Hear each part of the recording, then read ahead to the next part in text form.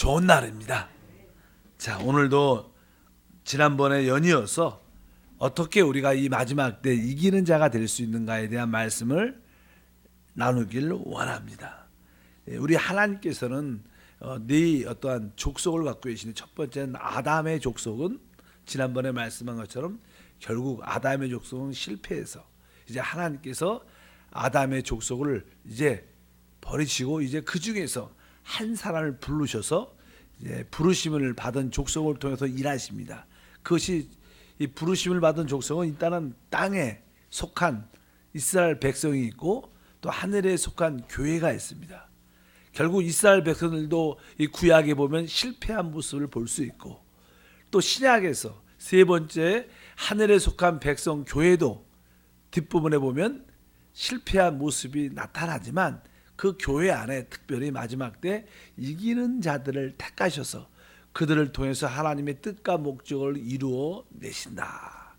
그래서 우리는 이 마지막 때 이기는 자가 돼야 되는데 그 이기는 자들의 모습이 바로 계시록에 자세히 기록이 되어 있습니다. 특별히 일곱 교회에 이 서신서를 주면서 이 교회가 성령에게 하시는 말씀을 들으라고 말씀했습니다. 지난번에는 이제 에베소 교회도 이야기했고 특별히 우리 핍박받는 서머나 교회가 있고 이제 세 번째는 이 세상과 결혼한 버가모 교회에 대한 말씀도 나눴습니다. 특별히 2장 17절에 그 버가모 교회에서 세상과 연합된 결혼한 교회에 대해서는 이렇게 말씀을 했다고 나누었습니다. 그래서 계시록 2장 17절에 보니까 기 있는 자는 성령이 교회에게 하시는 말씀을 들을지어다. 이기는 그에게는 내가 감추었던 만나를 주고 또 신도를 줄 터인데 이렇게 말씀합니다. 여기 보면 이제 감추었던 만나와 신돌 이렇게 말씀합니다. 그래서 우리가 이 세상과 섞여서 연합돼서 하나님을 섬기는 이런 상황 가운데 있는 모든 사람들은 이 세상적인 교회를 이기려면 이 감춘 만나를 먹어야 된다.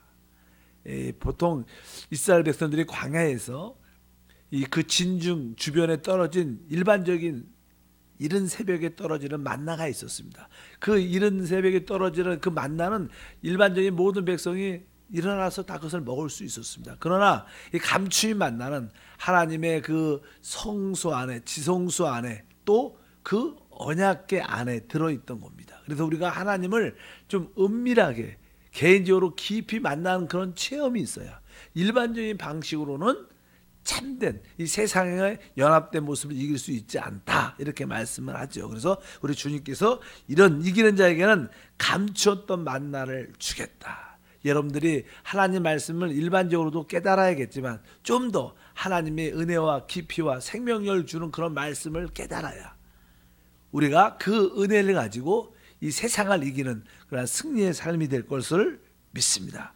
뒤에 보니까 또 신도를 줄 터인데 신돌, 신색은 항상 우리의 세마포도 그렇고 이 모든 것이 신색인데 그것은 우리의 의로운 어떠한 행동을 말합니다. 우리가 은혜로 구원을 받지만 또 믿음의 삶은 항상 우리에게 거룩과 의로움이 항상 함께해야 될 줄 믿습니다. 또 신도를 줄 터인다는 뜻은 우리는 원래 흙으로 만들어졌는데 이제 우리가 흙에서 돌로 변화돼야 되는데 그 원래 베드로의 참이란 베드로란 뜻은 원래 돌이란 뜻입니다. 그러니까 내가 이 반석 위에 바로 내 교회를 세운다. 바로 이 베드로의 그 이름도 처음에는 시몬이었지만 주님께서 너를 단단한 돌로 변화시킬 것이다. 단단한 돌 중에 최고의 돌은 보석입니다. 보석, 다이아몬드 이런 보석들이 단단한 돌이죠. 그래서 여기 보면 이제 우리에게 변화가 필요하다는 것입니다. 우리는 하나님 말씀을 통해서 또 이 감추어진 만나를 통해서 참된 우리의 내적인 변화가 일어나야 됩니다. 외적인 모습이 외형적인 모습이 아니라 내적인 진정한 그런 변화가 일어나야 바로 이 뒤에 보니까 신도를 줄 터인데 그 돌 위에 새 이름을 기록한 것이 있나니 받은 자밖에는 그 이름을 알 사람이 없다 이렇게 말씀합니다. 그러니까 우리 주님께서 새 이름을 기록해 준다. 그러니까 우리가 내적으로 우리가 하나님 안에서 진정으로 이 변화가 되면 바로 내가 일반적으로 알았던 그 하나님이 아니라 우리 하나님은 이러한 하나님이구나. 뭐 지난번에도 그런 뭐 야곱에 대한 말씀을 나눴죠. 야곱은 원래 이게 훔치고 속이고 아주 이렇게 통속적인 그런 뜻을 갖고 있지만 그가 하나님과의 만남에서 부서져서 바로 그의 이름이 이스라엘로 변화되죠. 그에게 새 이름을 하나님 주십니다. 그것은 그가 변화됐다는 겁니다. 믿으시면 아멘. 변화될 때만이 우리는 우리 하나님이 하나님은 나를 정말로 꺾으시고 나를 부서뜨리는 깨어지게 하는 하나님이구나. 나름대로 야곱은 그것을 깨달을 거예요. 야곱은 평생 그 사건 이후로 이 다리를 절면서 사는데 이렇게 평생 그가 움직일 때마다 하나님의 그 하나님 앞에서 부서지고 꺾여진 그러한 내적인 느낌을 가지고 있습니다. 바로 그것이 또 하나님 우리에게 주시는 새 이름의 기억을 갖고 있습니다. 어쩐지 변화가 될 때 우리에게 하나님이 주시는 새 이름을 또 하나님을 또 새롭게 만나는 그런 축복이 함께할 것을 믿습니다.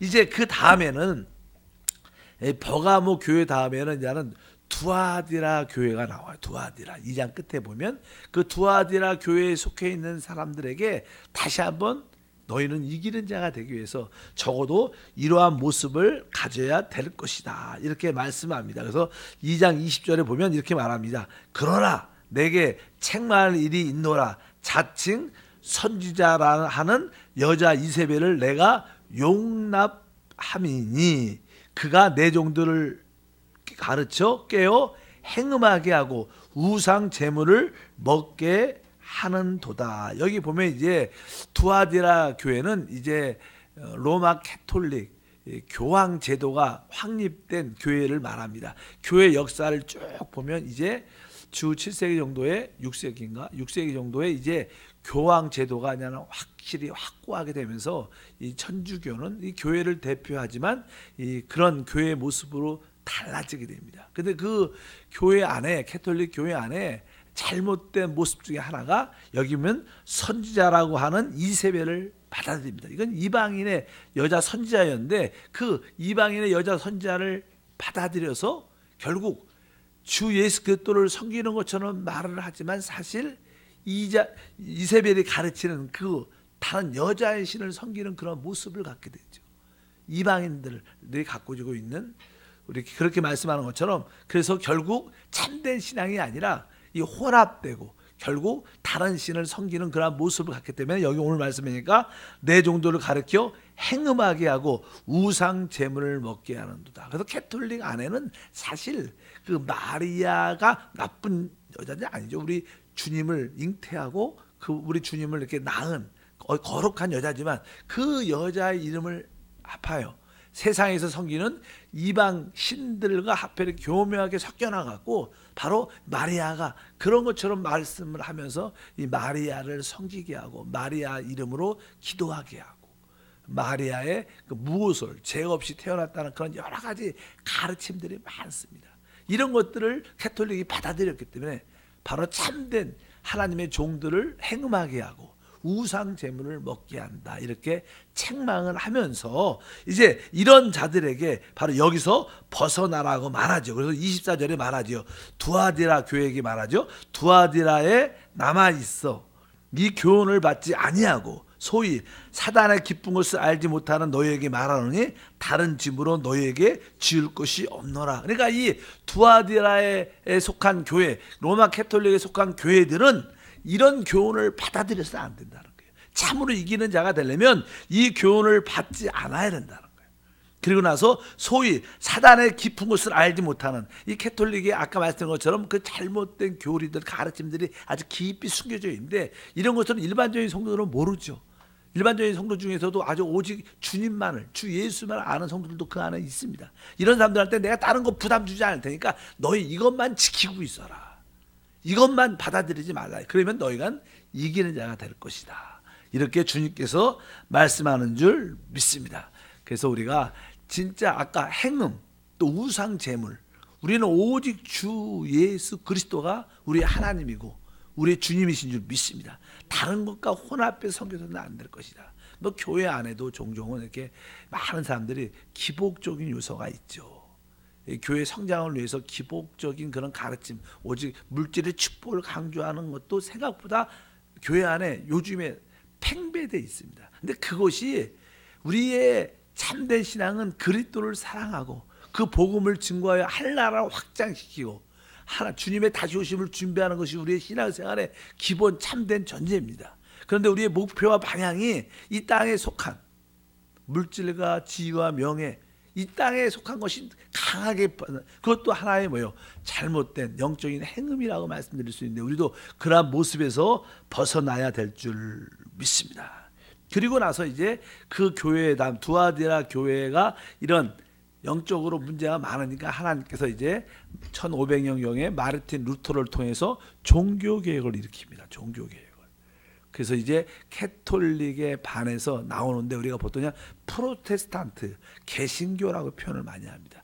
개신교라는 단어, 프로테스탄트는 좋은 뜻은 아닙니다. 왜? 프로테스탄트 부르는 것은 캐톨릭, 로마 캐톨릭이 우리를 부를 때, 이 개신교들을 부를 때 안 좋은 뜻으로 부르는 겁니다. 근데 보통 우리는 개신교라고 말씀을 많이 안 내시. 근데 여기서냐는 그 개신교의 모습이 어떠한 모습이냐면 4대 교회라고 역사적으로 말합니다. 그래서 그냥 3장 1절과 2절에 보면 4대 교회 역사를 말씀합니다. 4대 교회에 대해서 한번 읽어보니까 4대 교회의 사자에게 편지하라.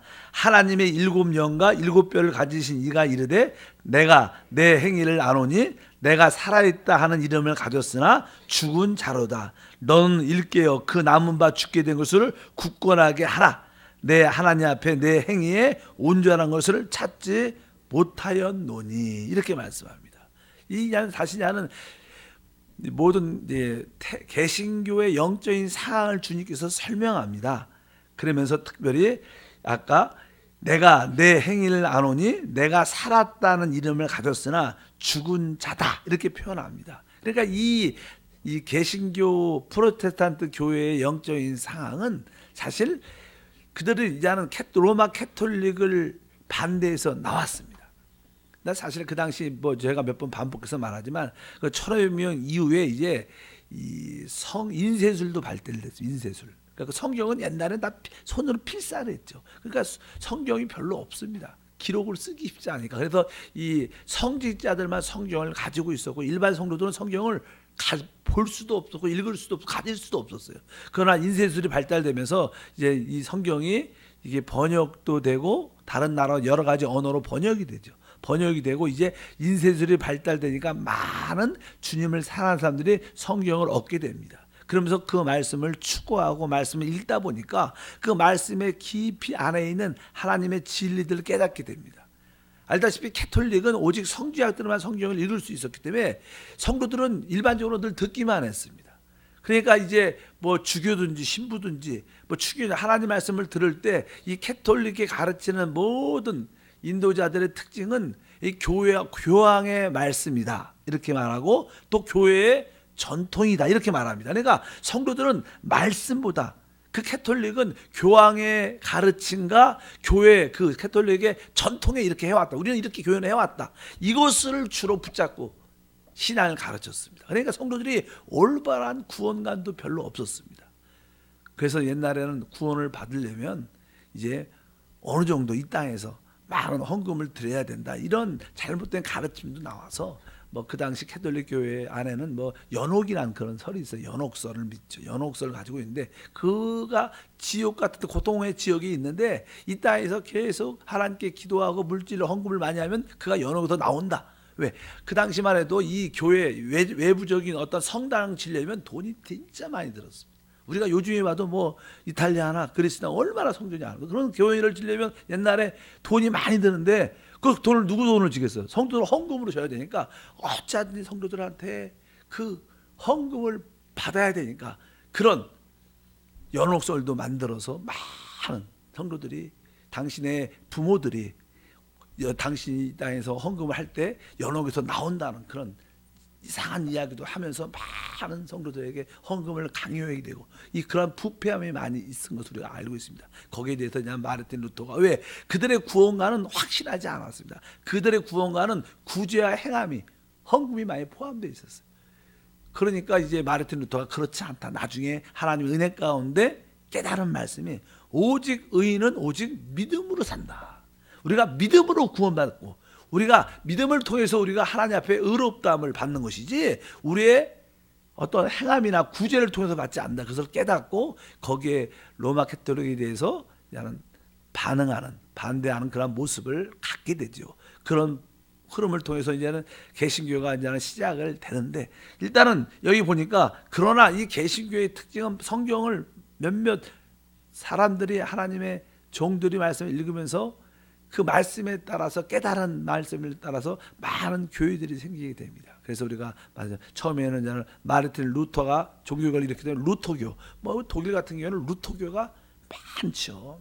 독일은 거의 루터교입니다. 루터교인데 이제는 뭐 성공회나 루터교 같은 경우에는 나라에서 관리합니다. 그래서 한국으로 말하면 구청 같아요, 구청. 그래서 구청에서 태어나면 거기다 신고도 하고 장례도 들어주고, 나라에서 월급을 우리 거기 교육자, 우리 목사들이, 루터교 목사들한테 나라에서, 그러니까 별로 독일이나 이런 나라들은 전도 같은 걸 별로 안 해도 돼요. 그냥 뭐 나라에서, 그래서 보통 국가교회, 국가에서 관리를 합니다. 어쩌든지 루터교나 성공회나 영국에 있는 성교회나 그런 모습을 많이 가지고 있습니다. 그런 가운데 이제 하나님을 진심으로 사랑하는 자들이, 만약에 교회는 나라에서 정치와 관계에 있어서는 안 된다. 그래서 튀어나오면서 이제 뭐 이렇게 하나님 말씀은 이렇게 보니까 구원과, 원래 캐톨릭은 세례를 많이 받았는데 성경을 읽어보니까 다 단어가 침례란 단어예요. 그래서 아니다, 세례, 어릴 때 유아 세례 받는 것이 합당치 않다. 성경은 침례를 받아야 된다. 그래서 침례교가 막 생기고, 또 교회가 이렇게 이끌어갈 때, 개교회가 이끌어갈 때 이제 교회가 누굴 치료하는가. 그러니까 나중에 보니까 계속 성경에 베드로도 그렇고 나 장로, 감독 이런 단어가 나오니까 아, 교회는 장로가 치료한다. 그래서 장로교회가 생기고, 또 이렇게 감독교회, 뭐 감리교 쪽에 그런 스타일 여러 가지 교회들이 많이 생기고, 또 이제는 알다시피 감리교도 그렇고 여러 가지 교회들이 많이 이모저모로 많이 생기기 시작합니다. 뭐냐면 나중에 1900년 뭐 이 시대죠. 1100년 전에 이제 미국이나 이런 나라에서 이제 오순절, 성령의 제2의 성령의 바람이 불기 시작해서 뭐 오순절 교회도 탄생하고 많은 교회들이, 분파들이 많이 나눠졌습니다. 근데 캐톨릭의 가장 좋은 점이 무엇이냐? 캐톨릭은 그래도 하나의 흐름을 가지고 있어요. 캐톨릭의 가장 장점은 그래도 하나의 흐름 안에 모든 교회가 흘러가고 있는데, 이 개신교는 너무나 진리를 갖고 교회가 세워졌지만 너무 분열이 많은 거예요. 그러니까 하나님이 이렇게 말씀하신 것 같습니다. 그러니까 내가 살아있다. 각 교회마다 우리가 진짜 침례교를 우리가 진짜 제대로 믿고 있다. 장로교는 우리가 진짜 제대로 믿고 있다. 뭐 교회들이 많죠. 뭐 이렇게 뭐 감리교도 있고 많은 성결교도 있고 교단마다 자기의 특징들이 있고 하나님 말씀이 이렇게 기록되어 있다. 그러면서 우리 교회가 진짜다. 그런 교회를 많이 강조를 하지만 사실은 분열을 의미합니다. 이것은. 그러니까 하나님 볼 때는 너희가 살아있다고 말하지만 사실 우리 몸이 이게 분열되면 이 팔이 얼마, 이 사람이 살려면 이 팔이 있어야지 활동도 하고, 그래서 팔이 독자적으로 뛰어나오면 사실 이건 죽은 거예요. 그러니까 이 특별히 분열이 너무 많으니까 하나님께서 너희가 살아있다 말하지만 사실은 죽은 자다. 또 한편적으로 우리는 영적인 사망에서 벗어나야 돼요. 우리는 영적으로 깨어 있어야 됩니다. 많은 사람들이 교회를 다녀도 영적으로 깨어 있지 않죠. 늘 영적으로 우리는 살아있는 성도가 돼야 될 것이다. 그래서 2절에 보니까 너는 일깨어 그 남바 죽게 된 것을 굳건하게 하라. 내 하나님 앞에 내 행위에 온전한 것을 찾지 못했다. 그러니까 하나님 볼 때는 이 프로테스탄트 개신교도 거기에 살아있는 참된 신앙인들이 있지만 하나님 볼 때는 온전하지 않다는 거예요. 그런 표현을 하면서 이제 그 사대에 하나님이 이기는 자를 찾는데 3절과 4절과 5절 보니까 그러나 이 사대에 그 옷을 더럽히지 아니한 몇 명이 내게 있어 흰옷을 입고 나와 함께 다니리니 그들은 합당한 자인 영고라. 그래서 뒤에 보니까 이기는 자는 이와 같이 흰옷을 입을 것이요 내가 그 이름을 생명책에서 결코 지우지 아니하고 그 이름을 내 아버지 아까 그의 천사들 앞에서 시인하리라. 여기에 보면 이제 하나님 앞에 합당한 자가 있는데 그 옷을 더럽히지 아니한 자. 그러니까 은혜로 구원을 받았지만 그의 생활의 믿음의 삶이 하나됨을 지키는 그런 모습을 갖고 있습니다. 그래서 의로운 참된 의로운 행위는 어떻게 보면 우리가 하나됨을 지킵니다. 그래서 항상 교회 에베소에 봐도 뭐 성령도 하라고, 하나님도 하고, 믿음도 안 하고, 주도 안 하고, 성령 안에서 하나됨을 지키라. 교회는 하나님 안에서 하나가 돼야 돼. 진짜 하나님의 뜻을 이룰 수 있어요. 그렇기 때문에 그런 모습을 말하면서 그런 사람들이 신옷을 입고, 특별히 이기는 자에게는 다 같이 이러한 신옷을 입을 것이다. 하나님 앞에 인정받는다는 겁니다. 하나님께 인정받는 우리 모두가 될 때 생명책에서 결코 지어지지 아니할 것이다. 그리고 나서 뒤에 보니까 그 이름을 내 아버지 앞에, 이제 다음 시대에 오면 우리 모두가 다 그리스도 앞에 서게 될 거예요. 심판대 앞에 서게 될 때 우리 주님께서 바로 우리의 이름을 인정해 준다는 거예요. 여러분들이 어찌하든지 주 예수 이름 안에 하나됨을 지킬 때 바로 우리 하나님도 우리 주님의 심판대에 섰을 때 나도 너희를 인정해 주고 시인해 주겠다. 근데 여기서 하나됨을 지키지 않는다면 뭐 교회들이 많이 그렇죠. 한국 교회가 지금 분열도 많고 교회 내부 안에도 분열이 많고 교회 그렇게 싸웁니다. 자칭 다 교회를 사랑해서 한다고 말합니다. 그거 다 가짜입니다. 사실은. 교회를 사랑하기 이전에 사랑하죠. 육신적으로 사랑하, 인간의 생각으로 사랑, 자기 관점이 사랑이지 영적인 관점이 아니에요. 우리는 영적인 관점을 가져야 될 줄 믿습니다. 그래서 여기 그의 천사 앞에서 우리 주님께서 시인해 줄 것이다. 그래서 4대 교회의 이런 모습을 우리에게 보여준다. 그리고 나서 이제 그 다음에 이제 또 하나의 말씀을 하고 있는데 그 교회는 나는 빌라델비아 교회입니다. 아까 말씀드린 원래 로마 캐톨릭 교회가 1000년 이상 교회를 이끌고 왔어요. 근데 이 교회의 부족함이 무엇이냐? 이 교회는 너무 하나님 말씀보다 교황의 건의를 강조합니다. 지금도 그래요. 그리고 그 교회의 어떤 전통을 지켜요. 하나님 말씀을 지켜야 돼요. 믿으시면 아멘. 자, 그러나 한편적으로 4대 교회, 거기에 반응해서 나온 교회가 4대 교회인데 프로테스탄트 교회인데 이 교회도 좋은 교회가 좋은 교회 모습을 갖고 있지만 너무 분열이 많은 거예요. 근데 이제 빌라델비아 교회는 이러한 모습을 다 빠져나오는 거예요. 교황의 전통 대신 하나님 말씀을 지켜요. 믿으시면 아멘. 또 진짜 분열 대신 뭘? 하나됨을 지킵니다. 그 다음에 이 모든 성도들이 다 봉사할 수 있도록, 모든 성도들이 다 봉사할 수 있도록 그런 제사장의 역할로 회복합니다. 구약의 캐톨릭 교회는 성직자하고 성도하고 구분이 딱 되어 있습니다. 성도들은 봉사 못해요. 그러나 이제 새로운 교회들은 모든 성도들이 제사장으로서 하나님 교회의 봉사 안에 들어오게 만들어냅니다. 그런 교회는 빌라델비아 형제사랑교회를 말씀하는데 이 교회는 이렇게 말씀합니다. 우리 주님께서 3장 8절에 볼지어다 내가 내 앞에 열린 문을 두었으되 능히 닫을 사람이 없으리라. 내가 내 행위를 아노니 내가 작은 능력을 가지고도 내 말을 지키며 내 이름을 배반하지 아니하였도다. 이 빌라델비아 교회에게 이렇게 칭찬해 주는데 그 칭찬은 뭐예요? 너희가 적은 능력은 갖고 있어도 적은 능력을 가지고 있어도 바로 너희가 뭐예요? 내 말을 이제 하나님 말씀을 지켰다는 거예요. 아까 말씀드린 뭐 우리 캐톨릭은 뭐예요? 다른 것이 아니라 교황의 전통이나 교황의 건의나 뭐 교회 전통 같은 거 말씀보다는 그런 걸 지켰는데 이제 드디어 하나님 말씀을 지켰다는 거예요. 그리고 나서 내 이름을 배반하지 아니하였다. 내가 오직 누구 이름을? 주 예수 이름을 붙잡았다. 그러니까 우리가 너무 이렇게 예를 들어서 뭐 내가 침례교다, 우리는 뭐 감리교다, 우리는 성결교다, 장로교다, 뭐 순복음이다, 이런 걸 너무 따지는 게 하나님 볼 때는 이쁘지가 않은 거예요. 우리는 오직 주 예수가 맞는 거예요. 그래서 내 이름을 진짜 교회 하나님 볼 때 자기 교리를 교회에서 너무 강조하면 안 돼요. 우리가 강조할 분은 뭐예요? 주의 이름입니다. 주의 이름만 구원받는 줄 믿습니다. 여기 보니까 이제 오직 내 말을 하나님 말씀을 제대로 지켰고 뭐예요? 내 이름을 배반하지 않았다는 거예요. 어떤 상황이 돼도 우리는 주 예수 이름을 높여야 되고 그분을 붙잡고 그분 안에서 하나 돼야 될 줄 믿습니다. 그래서 하나님이 칭찬도 이렇게 쭉 해주죠. 그래서 3장 10절에서 보니까 또 내가 나의 무슨 말씀을? 인내의 말씀을 지켰다. 내가 또 너를 지켜 시험의 뜰을 면하게 하리니 이는 장차 온 세상에 임하여 땅에 거하는 자들을 시험할 때라. 그러니까 이제 이 빌라델비아 교회의 특징은 바로 너희가 이제 내 인내 하나님 말씀을 끝까지 붙잡고 지켰으니까 내가 너희도 지켜주겠다. 바로 내가 너희를 시험의 때를 면하게 해주겠다. 그 시험의 때가 뭐라고 써 있어요?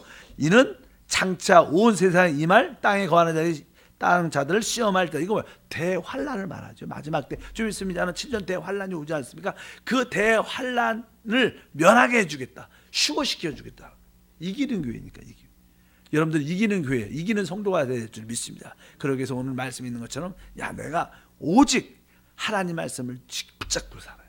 그리고 오직 주님의 이름만을 붙잡아야겠다. 그 말씀이 금방 응답되지 않아도 끝까지 인내의 말씀을 내가 붙잡고 있어야겠다. 그럼 하나님께서 결국 우리를 모든 대환란에서 면해주는, 즉 휴거하는, 이기는 자가 되는 그런 축복과 은혜를 줄 줄 믿습니다. 11절을 읽어보니까, 내가 속히 오리니 내가 가진 것을 굳게 잡아 아무도 내 면류관을 빼앗지 못하게 하라. 이기는 자는 내 하나님 성전의 기둥이 되게 하느니 그가 결코 다시 나가지 아니하리라. 그러면서 이제 여기 이기는 자들에게 주시는 축복, 그러니까 우리는 오직 뭐예요? 하나님의 그 인내의 말씀과 주 예수 이름을 붙잡아야 된다. 그리고 우리가 시험의 때를 견딜 수 있는 그런 마음, 그러면 하나님께서 바로 하나님 성전의 기둥이 돼. 기둥, 여기도 기둥이 두 개. 기둥은요, 하나님의 집에서 기둥이 많으면 무너지죠. 빠질 수 없다는 거예요. 기둥이 된다는 것은 결코 이 하나님 집에서 떠날 수 없고 견고한 그런 위치를 갖게 될 것이다. 그렇게 말씀하는 줄 믿습니다.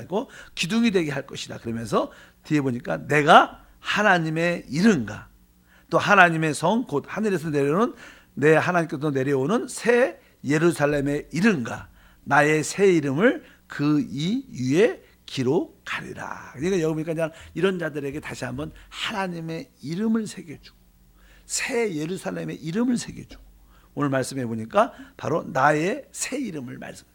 그러니까 하나님께서 영적으로 깊은 체험과 은혜를 주시겠다는 거예요. 뭐 새 예루살렘의 이름은 신부라는 거죠. 신부. 바로 너희가 나의 신부다.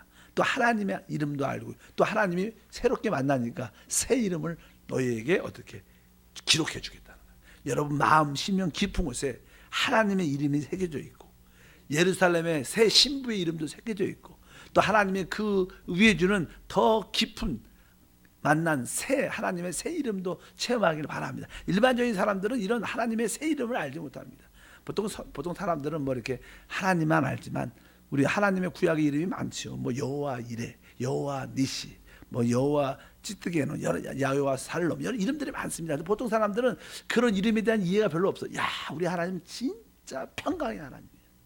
우리 하나님은 모두를 준비하신 하나님이에요. 이런 것을 신앙이 깊어질수록 그 이름을 진짜 갖게 돼요. 지식으로 갖는 게 아니라 그런 새 이름을 여러분에게 우리 하나님이 주실 줄 믿습니다.